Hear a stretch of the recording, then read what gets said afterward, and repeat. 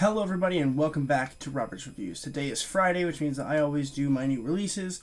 Earlier today I released a Bloodthirsty review, so go check that out if you guys like werewolves, or even if you don't, because I liked it even though I don't like werewolves. It's a fun movie, go check that review out. And right now we're going to start talking about Mortal Kombat.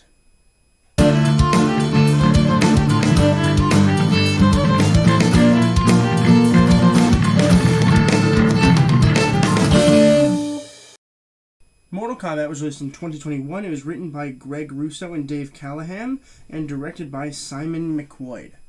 So, I was kind of excited about this movie for a lot of reasons, mainly because it looked pretty good. But two things. One, no spoilers, so there's no spoilers going on in this video at all. And two, I don't really care for video games almost at all. I barely play them. I have an Xbox, as you can see I have Call of Duty right there. I never played it.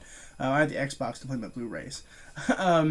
But I don't really play a whole lot. I did play some of the games growing up, though, because we're a big gaming household in general. Although I tend to spend more of my time reading than I do playing video games. So keep that in mind when I give my review. Mainly because, if you disagree with me, that's totally fine. I get it. Drop in the comments why. That's totally fine. Let me know what you guys thought of Mortal Kombat. I love hearing from you guys. But for me, this movie just didn't quite do it, Essentially, this movie's about this giant tournament called Mortal Kombat, where these selected people on Earth have to fight these people from Outworld. Outland, I think it's called. And it's a little cheesy, not gonna lie to you. The battle scenes are really what you watch this for. It's called Mortal Kombat, so of course it is. The issue that I have with them is that, they're cool. They're really cool. There's a lot of blood. A lot of really good-looking blood, too. The issue that I mainly have with them was they weren't very well edited or choreographed, right? You're like, oh, wow, that guy did a pretty cool move. And then, that's the entire fight, which was kind of annoying. And also, the editing back and forth kind of didn't work. You would go back and forth and, you have a hard time finding exactly what was going on at what point in time, which is really, really annoying and really sad. But the choreography in general just kind of felt a little lazy. I feel like it could have been cooler and we had actually cool fights instead of just oh wow, that guy's really demolishing. And there are two cool fights in the whole movie. One of them was the first 7 minutes, and the last one was the last couple minutes. And it just it did bother me a little bit, and it was really, really annoying to watch that. Because they had so much potential. They were really good. I think that they were really good when they filmed them. And then they just kind of edited it weird, and then also decided to focus on just, really big fight sequences that didn't really have any effect on anything. There's this monster that appears halfway through, and, it's cool and all, but it doesn't do anything. It literally doesn't do anything. And our main character, another issue that I have is our main character is we're trying to find his arcana, right? Which is, his thing that he can do that's special because he's marked, right?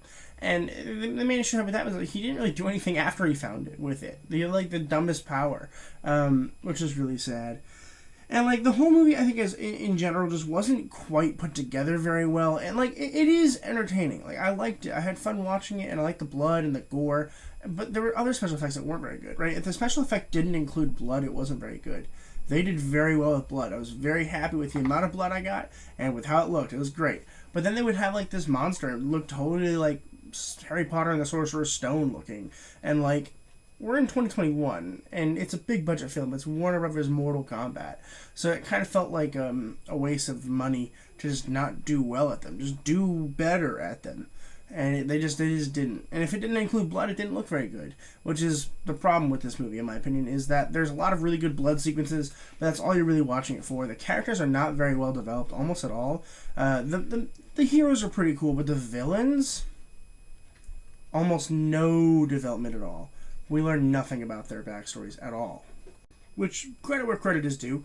I think that for the most part, the main characters had some pretty interesting backstories, or at least some high stakes, whereas our villains just really didn't have almost anything, except oh, we're from over there, so we have to fight them. And it's can you just not? There were no real stakes in the movie, which kind of sucked. But again, there were good parts. I liked a lot of the big fight scenes. They were really cool. I liked the whole family thing with Cole Young here. But for the most part, those were small scenes that didn't really have anything to do with the overarching plot of the movie, which kind of sucked. But that's okay. I'll talk about some of the acting here. With Louis Tan as Cole Young, I think he was pretty good. I think that with what he was given, he did really well with it. The only issue that I had was his character as a whole was kind of one-dimensional. Didn't really change or do anything. And he's supposed to be our main character, and he doesn't do anything cool, almost at all. So I just feel it's kind of Like, you give all the really cool superpowers to, like, the other guys, and this guy was not in the video games, so they had to come up with a superpower for him, and they gave him, like, a really dumb one. And it's like, just give him a cool one if you're making it up. Like, whatever. Josh Lawson as Kano. I think his performance is the best in the movie. I liked it a lot. He was funny. He was really funny and argumentative and, you know, honestly charismatic. And his fight scenes are pretty cool. He did very well with them. I think he did particularly well, and I enjoyed watching him on screen. And Joe Taslim as Sub-Zero. I decided to mention him. He doesn't really have a whole lot of screen time, but he's the main villain. And I think he's pretty good for the most part. I mean, they kind of block his face a lot, and he doesn't have a whole lot of lines, but his fight sequences are pretty cool, which kind of sums up the rest of the actors for me. They didn't really have a whole lot to do or talk about, but, like, their fight scenes were pretty cool, which is the only thing I can say about Mortal Kombat, which, for a lot of fans of Mortal Kombat, I think it's going to be very pleasing to you guys. Like, if you guys are arguing with me, like, if you guys say, he's wrong, and the movie was really good, that's probably because you like the video games and stuff. That's fine. I get it. Like, if somebody comes up to me and like, I didn't like Paper Towns, I'd be like, yeah, that's fair. It's not a very good movie. But I still like Paper Towns because it's based off of one of my favorite novels. So it's like this weird balance. I get it. I do. I truly do. And for me, Mortal Kombat just didn't quite hit the mark. It was entertaining, but definitely not a blockbuster worthy film. It could have been done way, way better, and it probably will be redone multiple times until they get it right.